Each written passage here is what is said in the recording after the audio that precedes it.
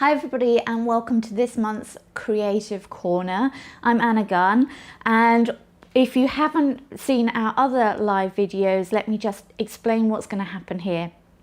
I normally take you through an image from start to finish, and I give a little bit of kind of a background as to what took us to this point, because obviously I've already, as you can see, there's already a setup here with lighting and background, and I'm going to walk you through that and then also talk you through the creation process of the image that I create. And of course, because we're live, it allows you to ask questions as we go along, so feel free. And because we're live, there'll also be times that you'll perhaps see some technical things going on. So if you can firstly drop us in the comments a comment about where you're from, where you're joining us today from, and let us know if you can hear us and if we're coming through sound and you can see and hear us okay. Sometimes we have a little bit of technical difficulties. So firstly, thank you for joining us again. I'm going to talk to you a little bit about our inspiration. Now, I always talk about the inspiration of images or paintings that I use as references, and today's no different. So there's a particular image that I've used as my inspiration today. And before I show you the image, let me clarify. Inspirational photos in particular doesn't mean copying the photo exactly. What it means is looking at a photo that you really love. Maybe it's a concept, maybe it's the lighting or the colors, and you analyze in that photo what it is that's really grabbing your eye, that has drawn you to it. So it then enables you to use the things that you really like in your own work. And I'm going to show you how I take inspiration, and hopefully you'll see that inspiration running through today's image. So let me show you on screen. Philippe, can you show the Instagram account? Okay, so this is the Instagram account that I'm looking at today, and I'm particularly looking at that first image that has been posted on screen, the one in which there is a still life on one plane with another still life on the other plane. Now, I think this is a really ingenious method of showing still lives. And I love the fact that the join is actually that pour shot from the vertical to the horizontal. This picture has really grabbed me because it's something that you aren't seeing every day. And I enjoy the fact that it's something a little bit quirky and different. And we haven't actually done an image on our lives before where we are working to a set format. So I thought it would be interesting to go through that process with you and show, taking that as inspiration, but showing you how to perhaps work to a certain idea or a certain format that you have. Because very often we as photographers have an idea of something we'd like to create and then don't really know how to go about creating it. So I've actually, and if you follow me on Instagram as well, you will see that I've already built up a flat lay image of the subject I will be taking a photo of today. So I will be working with oranges because they're in season here in Portugal. And I like to use things that are in season. It kind of, for me, it marks the seasons, and it marks where I am in my year. So I'm going to be using oranges as my subject today. And this is the image Philippe is showing you on screen. This is the still life image that I have already taken in the studio. And as you can see, it's an overhead shot of the oranges. Now this is straight out of camera. There is no processing going on. So, okay, if we can put it back as an inspiration photo, you can see it in the top of the screen. So the idea today is that I'm going to shoot two images, and this is the layout of the first image of the overhead shot, and that image is going to then blend into the image that I'm going to create now. Now, let me explain how I'm going to do that so that you get kind of like a rough idea of how those two are going to match. So my idea is, if Philip, you can show great. So what's going to happen is this flat lay image is going to be at the top of my image, and then the set that I build up today in front of you here will be this bottom half of the image. Okay, so let me try and explain some of the things that is needed to be thought about to make this image happen. Firstly, let me reset the live view. Okay, so firstly, this still life at the top, the flat lay, takes up this much of my frame, which means that when I come to take this image down here, my vertical shot of a still life, if I'm going to put those two photos together, it would make a really, really long vertical photo, which there's nothing wrong with that, but that's not really what I want to do here. What I want to do is to make the two photos kind of blend into each other as one vertical. So I've already marked out with masking tape on the background here the space that is needed above my frame to give me room for the flat lay that has already been taken. So this half of the image down here is what you're seeing below the masking tape and here. So it's all of this. And that allows me that much space to create my image. And I've put a masking tape line there so that I know which frame I'm working in. Now, I should also talk about lighting here, because the biggest thing about making any composition work, especially if you're compositing two images together, and that goes for whatever composite image you're making, is the lighting matches. Otherwise, the illusion really will never ever work, or people will look at it and they can see that it won't work, but they don't know why it's not working.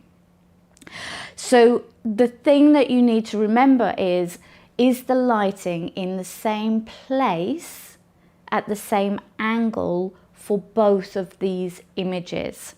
So my flat lay was done on this table with this background, obviously, just on its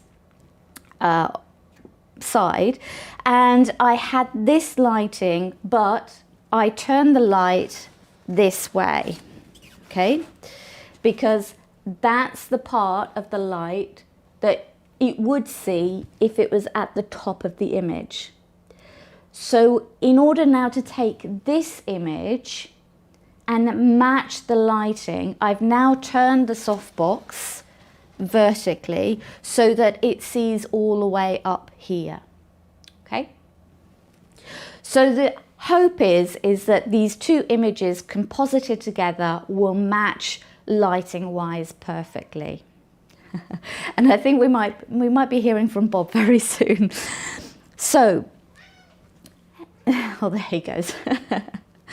Okay, so I'm now going to start building up my image with all of these things in mind, bearing in mind that this part of my image here will need to have some sort of green leaf in it to make sure that there's a match from the top to the bottom.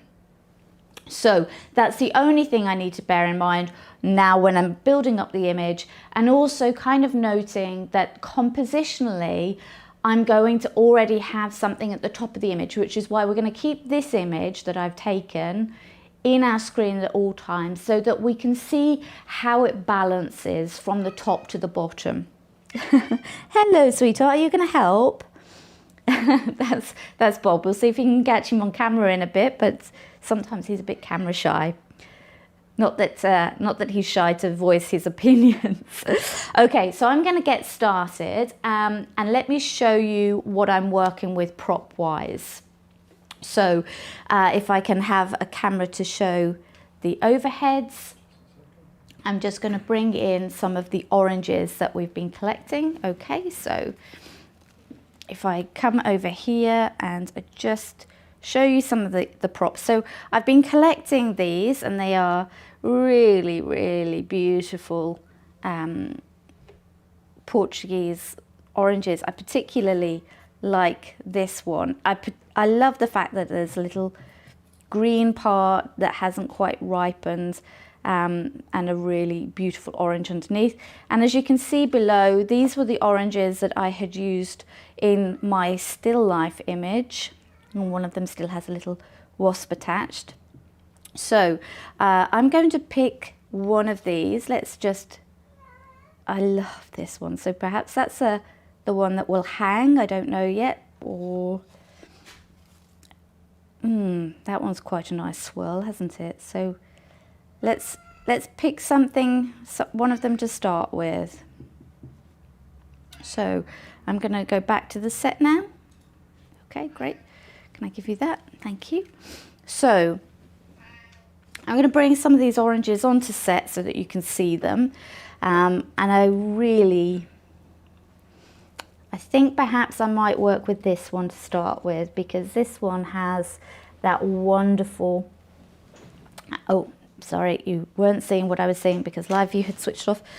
So I'm going to start with this one because it has a sparsity of leaves on it, but it's still all connected. So bearing in mind, this is a top image and this is the bottom image that's going to connect in. So I'm going to position this one just a little bit over so it matches what's going to be at the top in line. So there's kind of like, there's going to be a circle here with my oranges already peeled and open, and it's going to kind of mirror this one here, I think. So that's going to go well there. Now, the other thing I know I'm going to need is the green here. So I've kind of already got some of the beautiful leaves that come with the orange trees already in mind for that. So I'm going to position those there. And in order to do that, I have some green sticky goop. And actually, let me show you what this green goop is. It's Florist. Let me just get the packet so that you can see. I've mentioned this in previous lives. This is Oasis floral products, and you can get it pretty much anywhere on Amazon or in floral shops. But it's basically like Blue Tack, but extra sticky and green, meaning that it does disguise itself very well in the green and in the branches. So I'm just going to stick that to my background, and I think I will remove the tape once I've stuck it in, because I don't want the tape to reflect onto my set. And because the tape is white, it will have an influence over the props that are going very close to it, the leaves. It will kind of see the white tape. So now I've stuck it there. I am going to remove that because that was all I needed it for, is to kind of guide me. So let me just take that off.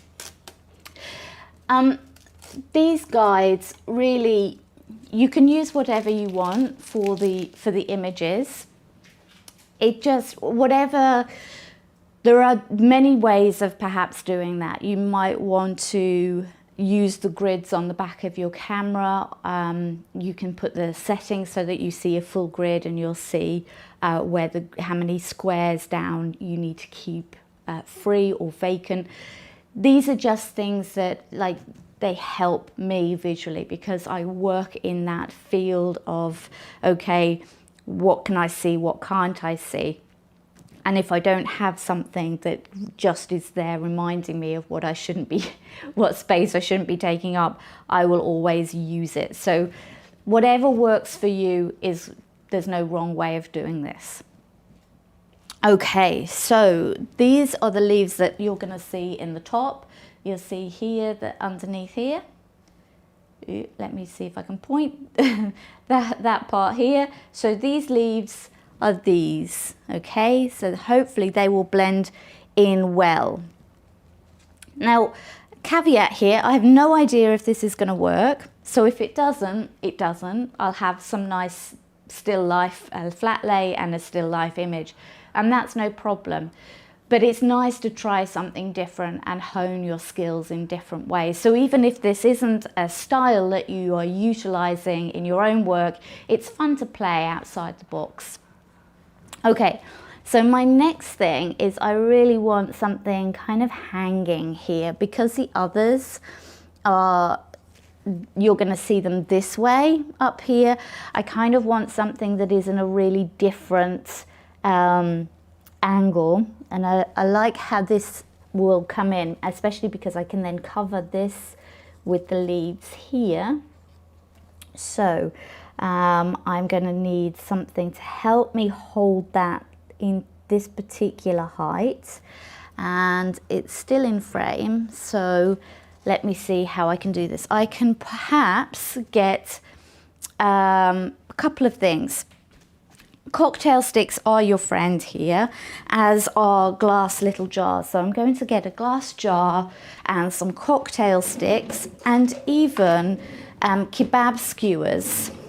They will also help, because kebab skewers are sometimes a little bit thicker than cocktail sticks, and that means you can prop up your oranges using a thicker piece of wood than a cocktail stick. It just depends on what the balance or weight of these are.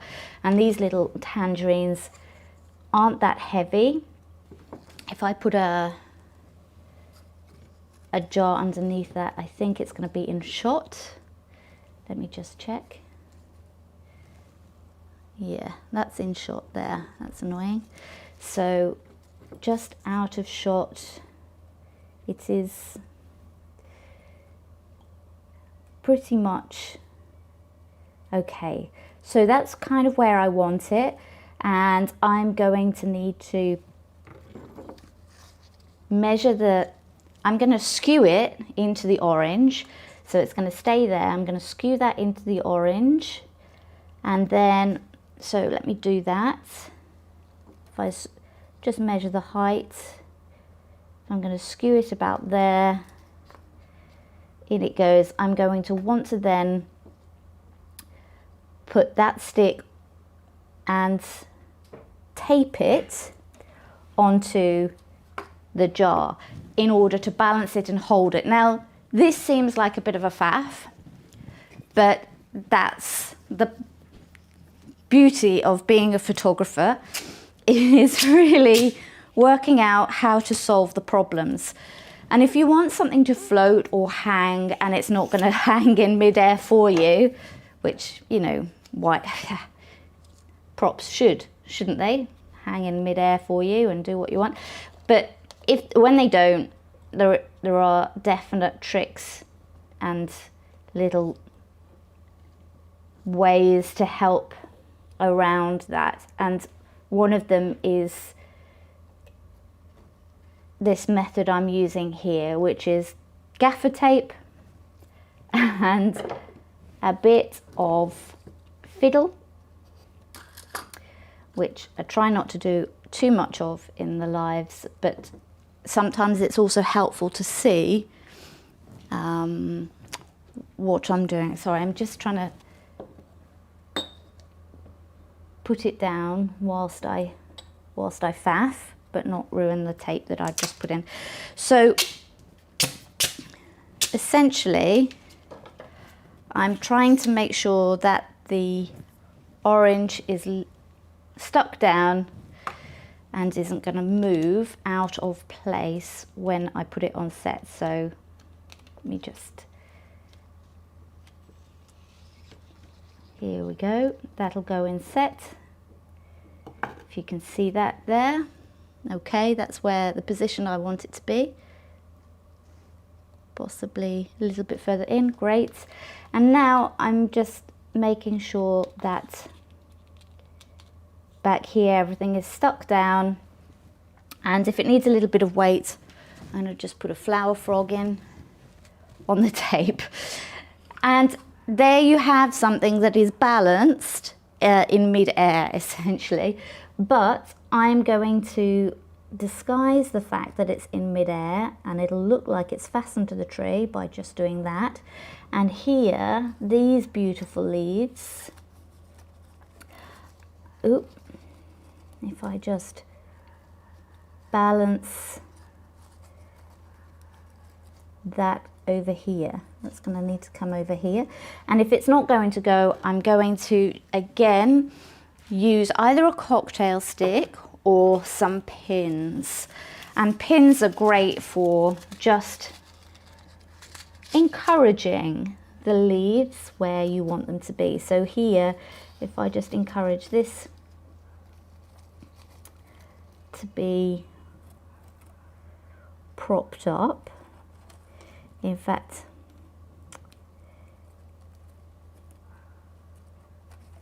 there we go.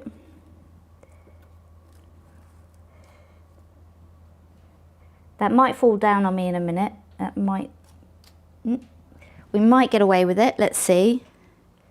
If it doesn't, I'll put another leaf there, because I really, this one's already falling down a little bit, so we'll just prop that up.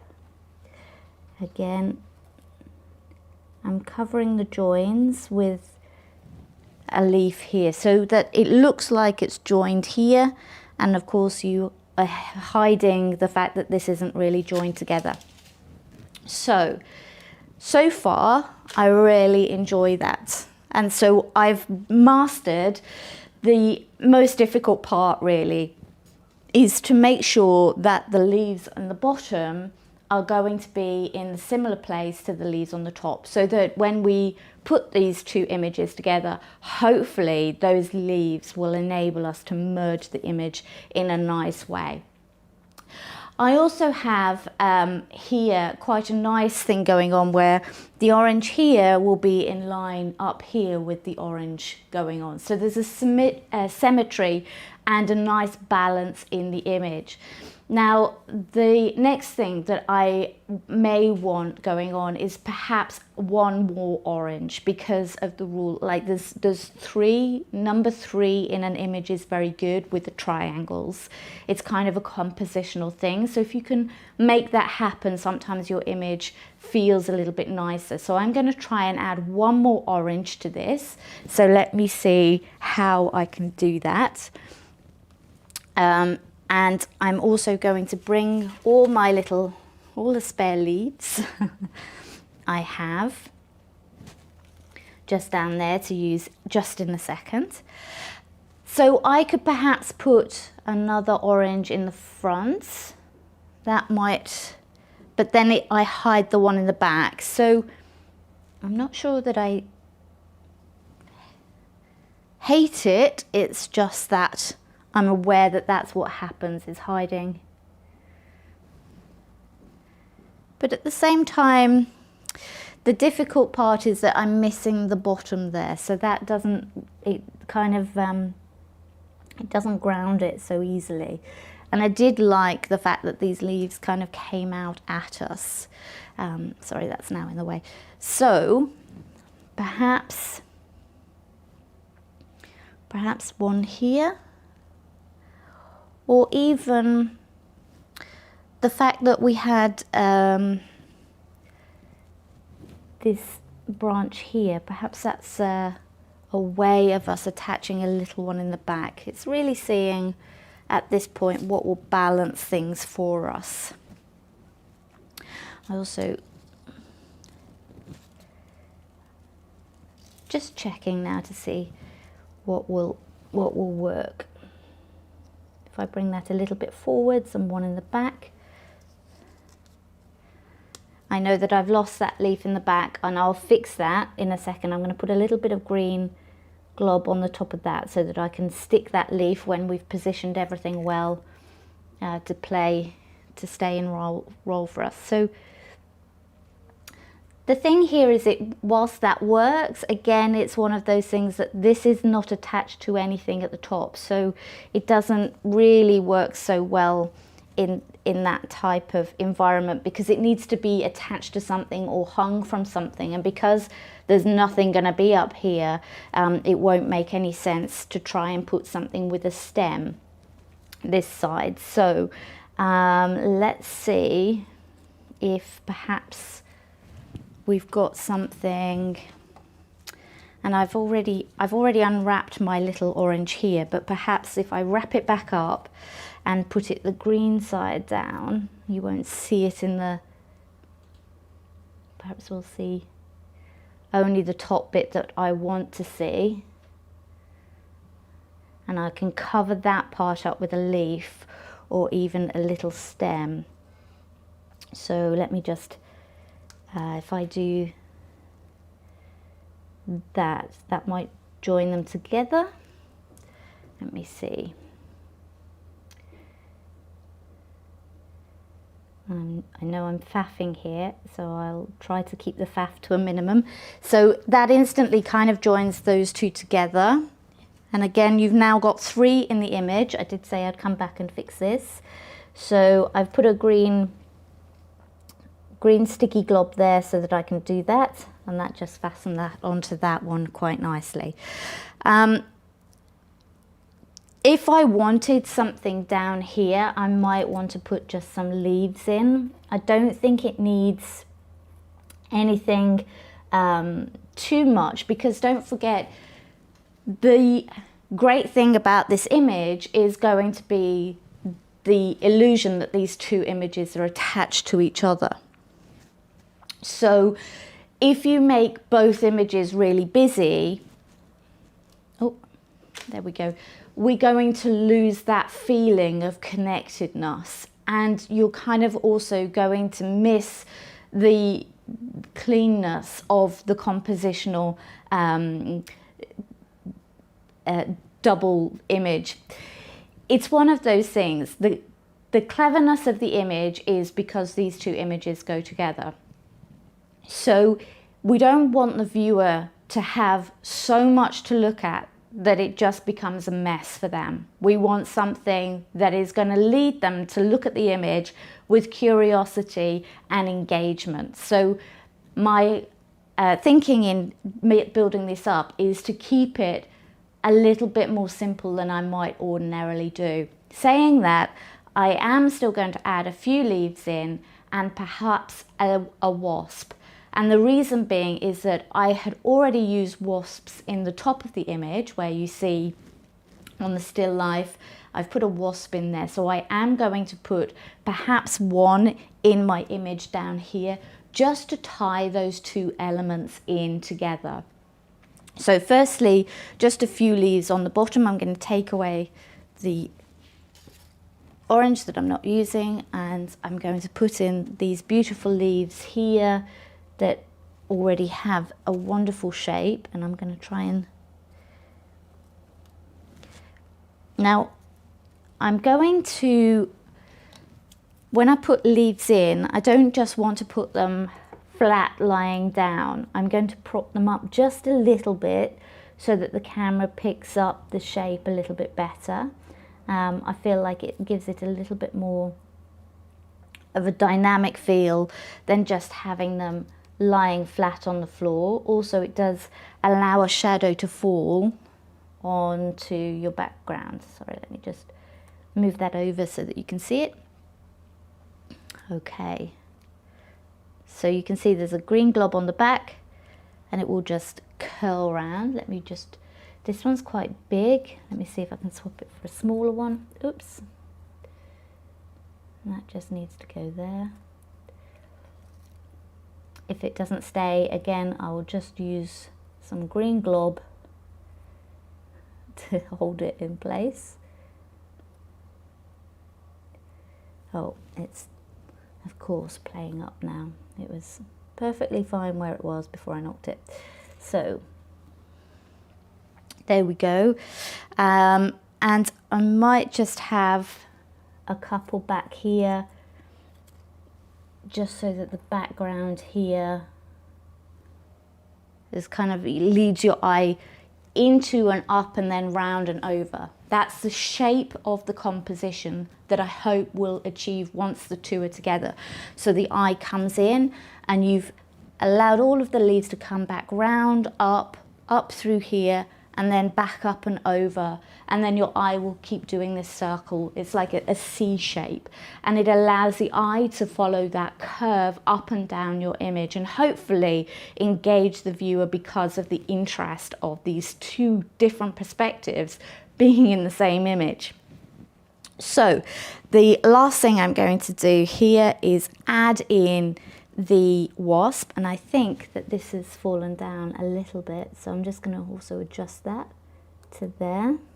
Okay, it has, there we go. I will definitely make sure that this one connects to this and the wasp. So I have collected a couple of wasps here, and I think, let me just take this one, just one in here. He doesn't need to be like obvious, or because we have the obvious one on the top, we can have something that the viewer can find in the image, and it will be something that they will enjoy looking for. Once they have seen the obvious things in the image and they keep searching, they'll be surprised and delighted, hopefully, to find something else in the image. Now, I'm aware that I'm very nearly coming to an end with this composition. Oops, if my wasp will stay, which I don't think he will. Let me just hook him in there. Oh, I'm sorry, that's the live view stopped for me. Are you able to? Thank you. So there we go. Oh, nope. Okay, so that's pretty much where I am, and I'm going to now take this photo. I may add just a little bit of water droplets on as well, just to give it a little bit of life into the little dew coming here. So guys, if you've got any questions, feel free to put them in the comments and I will go through them in just a second. So if you've got any questions about what I've done, or perhaps you've tried this technique before, let me know. So I'm just painting in a few water droplets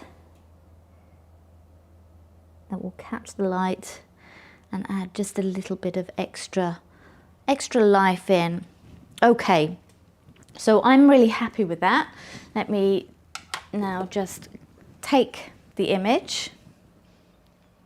I've also put the camera on a timer so that there's no shaking of the camera once the image has been taken. And this is the image so far. So I will then use that image as the base, and I will then add in the top image and composite them together, and you will see the final image probably over on our Instagram in a little while. But as I say, if there's any questions coming in, can I just check on the feed? Okay, so nothing as yet, but if you've got any questions, we do come back and check the comments, so please, anytime you're watching this, feel free to add in your comments or questions and we will answer them. So thank you very much for joining us again. It was great to have you along, and I hope to see you again next month.